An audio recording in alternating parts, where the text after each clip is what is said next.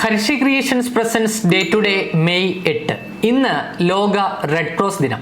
2019 ഇതേ ദിവസമാണ് കേരളത്തിലെ ഏക മുസ്ലിം രാജവംശമായ അറക്കൽ കുടുംബത്തിലെ സ്ഥാനിയായി സുൽത്താൻ ആദിരാജ മറിയുമ്മ സ്ഥാനമേറ്റത്. 1793 ഇതേ ദിവസമാണ് ഓക്സിജന് പേര് നൽകിയ ആൻഡോവാൻ ലാവോസിയറെ ഫ്രഞ്ച് ഭരണകൂടം ഗില്ലറ്റിന് ഇരയാക്കിയത്. 1884 ഇതേ ദിവസമാണ് അമേരിക്കയുടെ 33ാമത്തെ പ്രസിഡന്റായ ഹാരി ട്രൂമാൻ ജനിച്ചത്.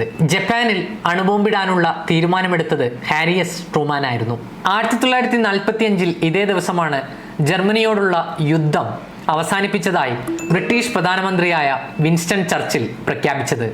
1980 മെയ് 8 ലോകത്തിൽ നിന്നും വസൂരി എന്ന രോഗം തുടച്ചുമാറ്റിയതായി ലോകാരോഗ്യ സംഘടന പ്രഖ്യാപിച്ചത്.